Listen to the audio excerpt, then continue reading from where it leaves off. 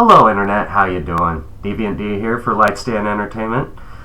If it's morning, afternoon, night, I hope it's a good one for you. Hope it's awesome. We're talking about the new Gavin O'Connor film, the guy who made Warrior. His new flick called The Accountant, starring Batfleck, Anna Kendrick, J.K. Simmons, who is always awesome, Shane from The Walking Dead, or more relevant, The Punisher, Jon Bernthal, even Jeffrey Tambor from Arrested Development, and countless other movies from the 80s and 90s. They all star in the film. It was a good film. It's since it's a somewhat, it's only been out a few weeks. This is a film that heavily rests on some twist. In fact, I narrowed it down to the film has 3 big twists. I don't want to reveal those since it's just been out a few weeks. But there's 3 big twists in the film. And if you've seen these type of films before, these espionage, crime thrillers, what have you, you'll know what to look for. And I'll be honest, I saw it with the wife. 2 out of the 3 big twists called it within the first 5 or 10 minutes. Now, that being said, I did like the film. It's a fun film, even though I kind of saw where it was going pretty much the whole time, honestly. And that's not being egotistical or anything, and not saying that the film is dumbed down. I'm just saying I've seen a lot of films like this, so I know what to look for. Let's say, they're doing flashback sequences, which they do in this film, and they show you, a shot lingers on a person or an object, longer than, what feels normal or more common. Your brain just kind of checks on whatever that was, I should remember that. It's that type of movie. Basically, Batfleck was really good. He was really good. He played an autistic character. In fact, let me just read this for those of you who have no idea what I'm talking about, haven't even seen the trailer, but I'll throw the link for the trailer down below in the info, because I'm really a big fan of movie trailers. I think they're art in among themselves, and things like the Wonder Woman trailer is one that pops to mind. A Cure for Wellness. Trailers like those are just pieces by themselves, and I just think it's an art. I think it's a really cool art. Anyway, I always thought The Accountant, that's what made me want to see this film, was the second trailer they released. I was like, dude, I got to see this movie. The trailer looks awesome. Anyway, this is from their press release. Christian Wolf, played by Batfleck, is a mathematics savant with more of an affinity for numbers than people. Using a small-town office as a cover, he makes his living as a freelance accountant for dangerous criminal organizations. With a treasury agent hot on his heels, Christian takes on a state-of-the-art robotics company as a legitimate client. As Wolf gets closer to the truth about a discrepancy that involves millions of dollars, the body count starts to rise. There's a lot of shootouts, a lot of cool action sequences. It's just a really cool film.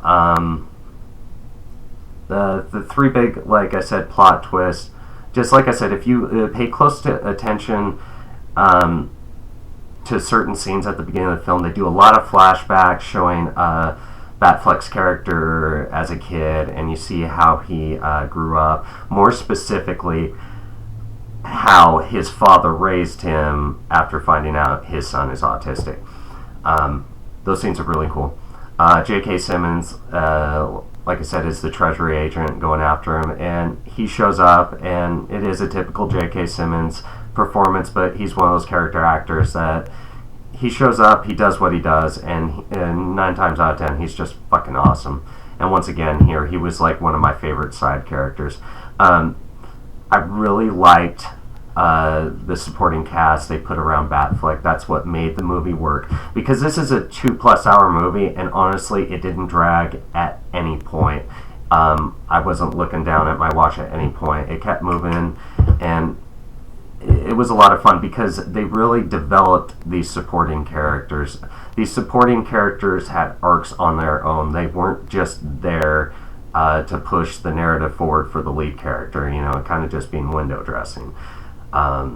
they had arcs. It was a cool film. I really dug Anna Kendrick's character, even though, like, once again, like JK, she's kind of playing a variation of the character we've seen quite a bit with her. But the thing I liked about her is there's one particular scene where, this doesn't spoil anything, she's basically goes into her apartment. She gets followed to her apartment because of her relationship with Batfleck. Anyway, these guys break in and try to kidnap her, and I'll just say the way she evades these guys, she's really smart. She's not the typical damsel in distress that's like, cowering in the corner like, Batfleck, save me. She doesn't do that shit. She's just really smart. Like, there's this one point where, like, she runs into her bathroom real quick, slams the door, locks it, because it's a thin, bathroom door. It doesn't take long for the guy to start coming through, but by the time the guy's starting to come through, she's already grabbed the top of the toilet and smashing it on his hand as he's trying to, like, reach around and grab her. I'm like, dude, this girl's smart, But it's a fun film. I have news. I have decided without a doubt, Jon Bernthal, the guy who played Shane in The Walking Dead, and he's plays the Punisher in the Netflix Daredevil series, and he was in Fury, the Brad Pitt tank movie. Without a doubt, his character tick for everything he does is rubbing the head. We all remember him rubbing the shit out of his head like it's a magic 8-ball, like in The Walking Dead after Shane, like, shaved his head on the farm in season 2. He's always like, rubbing the head.